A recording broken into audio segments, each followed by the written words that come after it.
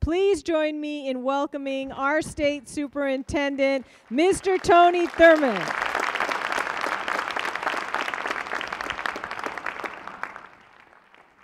Good morning. Buenos dias.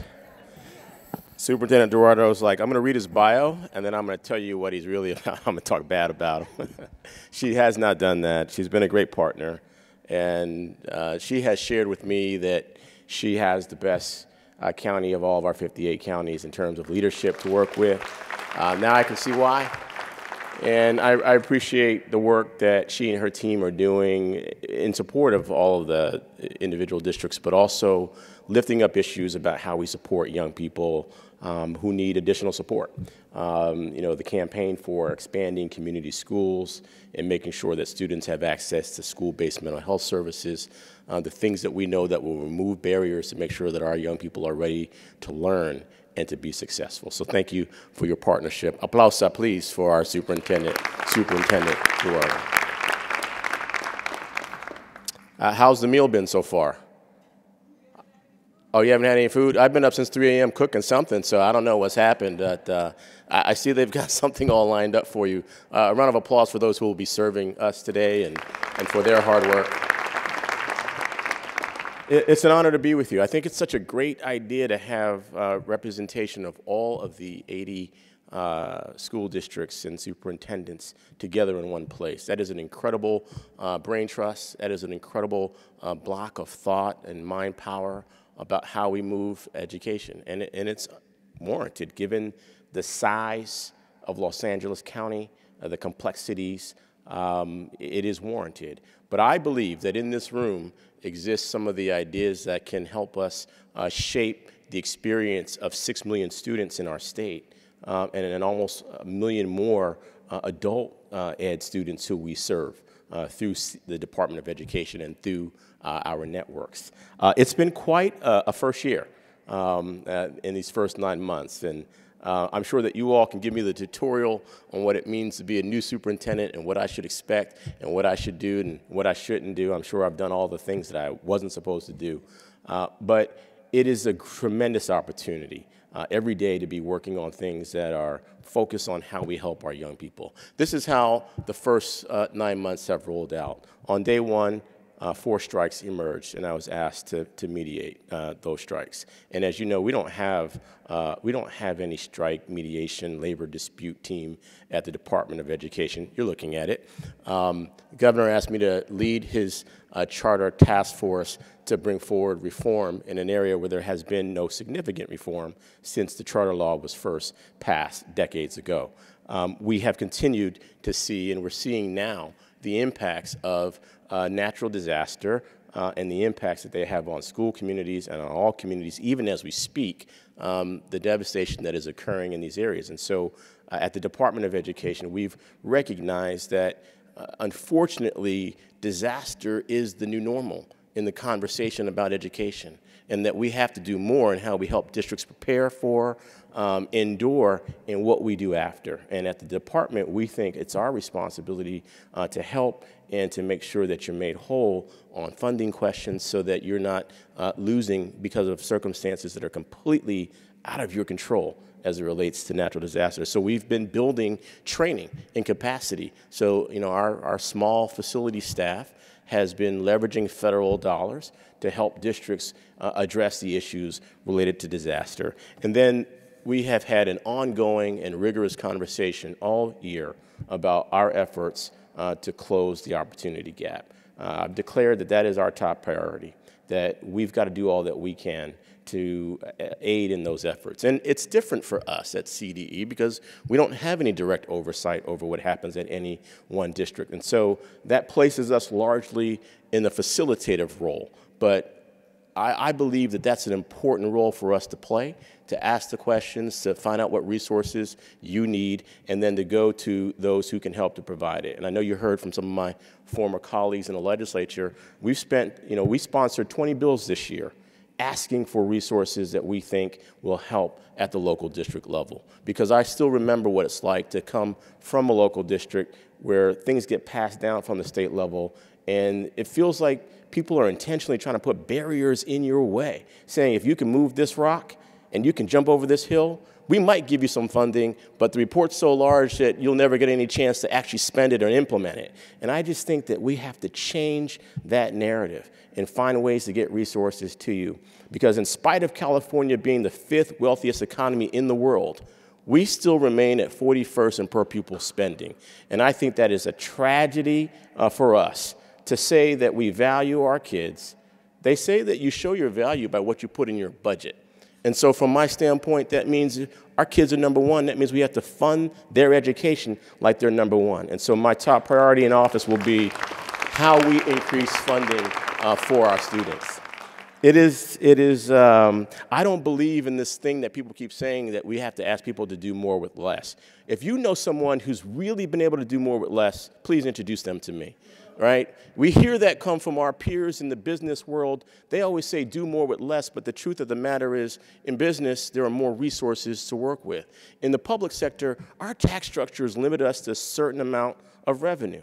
And when, you know this, when our sales taxes are down or our income taxes are down, revenue for education is down. And so I want us to have a different conversation, not asking you to do more or do more with less, but to adequately support you with the resources that you need and to provide you the support to make a difference. I walked in the middle of what sounded like a brainstorm about special education. And I hear that everywhere I go. And I was looking over some data just last week that talked about how much we're spending just in the lawsuits alone. And we've graduated to a litigious culture where instead of talking about how we meet the needs of every student who has an IEP, we are forced to sometimes say no to things that are so needed and important because at the federal level, special education is underfunded because the state is not able to provide the level of funding that needs to be provided. I want to have a completely different conversation. I want our conversations to be what can we do to focus on the needs of students who have an IEP, and how do we help them to get an exceptional education, and yes, how do we pay for it? Our governor made an extreme investment in early education this year. He said this is a landmark issue. We're going to make sure that we have access to preschool and more subsidized childcare, and that early education is going to make a difference for our young people. What if our governor made the same type of investment in special education next year so that there could be more attendants who work with students who need one, so that we can have alternative dispute resolution when there is a legal issue, so that we're not putting all the money in paying lawyers' fees. No offense to the lawyers in the room, but this should be about how we put the money into our classrooms, maintaining smaller class sizes, providing training and professional development for our educators, and making sure that we do early assessment and screening and intervention for our students. And so as daunting as it is every single day, people ask me, what's the job like? I said there's no shortage of controversy on any given day. The things that you think would be the easiest to discuss tend to be the most complex. But I feel blessed that I'm given this opportunity to make this my focus every single day. And I tell them the same thing. I will accept the blame that is placed on me and my agency. I will accept that. But my expectation is that we also have a conversation about finding solutions and being solutions focused. Because I still believe that education can save a life. That comes from my own experience of what education has meant for me. For those of you who don't know me, I was born in the Bay Area, raised by immigrants from places like Panama, Colombia, Jamaica, and Detroit, Michigan, by way of Mississippi. My father was an immigrant from Detroit. He served in the Vietnam War, and I didn't see my father until 10 years ago when I found him on the internet. My mother was an immigrant from Panama. She raised 4 kids by herself, and she did that while being very, very sick. My mom had cancer, and when I was 6 years old, she lost her battle to cancer. So her 4 kids got split up. 2 stayed in the Bay Area. The 2 youngest, myself and my 5-year-old brother, were sent to live in Philadelphia with a cousin who we'd never met until we showed up on her doorstep.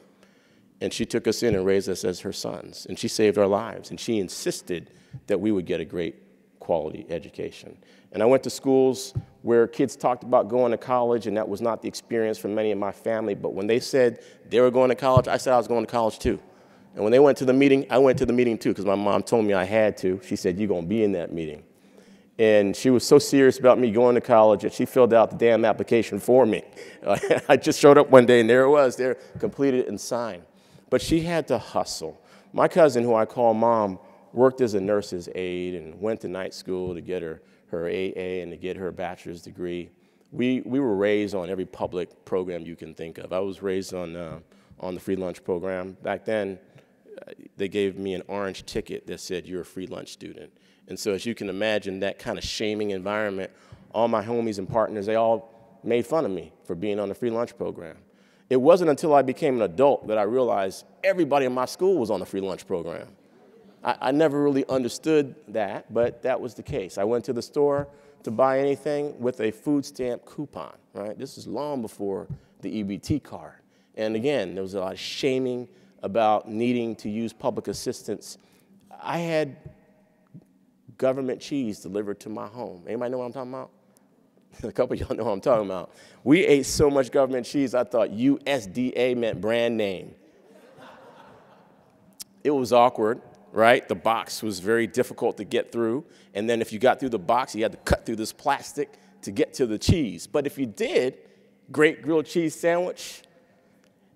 And the point is that these programs helped my family to overcome poverty. The most important public program that I was ever able to have access to was getting a great public education. I think about it all the time. I taught a class in the juvenile camp in Alameda County last year, trying to help our students get on the right path. And I think about how easy it would have been for me to fall through the cracks and end up in California State Prison. Instead, I ended up as California State Superintendent. It's my wish that we give that to all of our students. It's why this year we sponsored legislation to ban private prisons in our state. I do want to see us make a greater investment in early education and in programs that focus on reducing chronic absenteeism. And we were able to take the money from Prop 47, from prison savings essentially, to say that districts should have staff that can do restorative justice, that can do things to work with reducing chronic absenteeism, because I believe in the whole child and that we should provide rigor for our students, but they also need to have support for our students who are homeless, who are in foster care, who've experienced trauma. And so these are the things that I want to work on, and I want to have your help in putting forward ideas to our legislators and to the governor about what goes into next year's budget, about what goes into the bills that will be signed into law next year, because I don't think that we can do more with less. And this week, the state test scores came out, and people are all buzzing about what they call limited growth or stagnant growth. And look, I think our kids are more than a test score. I think there are many things that we should look at about student performance. But I get that this is a system that we belong to, and this is how we measure what's expected for one seventh grader in this state or in another state. But we have to have real conversations about why the gap persists, because this gap has been around for a long time, and it's not going to go away overnight, but we've got to be serious about understanding why things are the way they are. Because every person I talk to at every district is telling me all the great things that they're doing to close the gap. And so that tells us that we need to have a better understanding of why the gap persists. And we'll be doing a deep data dive to make sense of the data and use that to create some strategies for what we'll do differently. We've been having conversations all across the state about how we build a pipeline of teachers. We know that we have a teacher recruitment and retention issue. We need to increase salaries. I was able to work with the governor on a new policy that we have now, that we have funding for school districts to build affordable housing for educators, for both teachers and classified staff. And some people will say, well, why? Why are you doing that? Because in a district where my kids go to school, we lose 200 teachers every single year. I don't know how you can close the achievement gap with that type of teacher churn. And so when we survey the teachers to ask them why they leave, they say they can't afford to live where they work.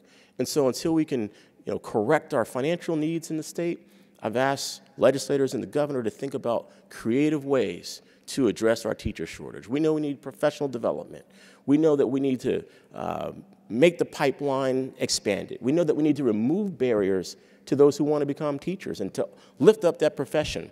I know a number of teachers who've gone out of state because they said it was frankly just easier to become a teacher in another state than in their home state in California.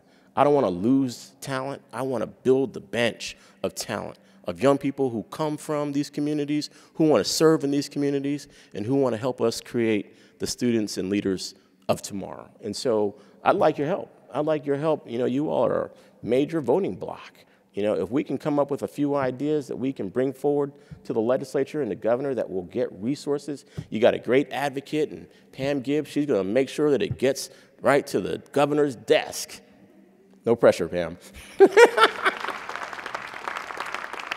My point being is that we should be having conversations about what we know works.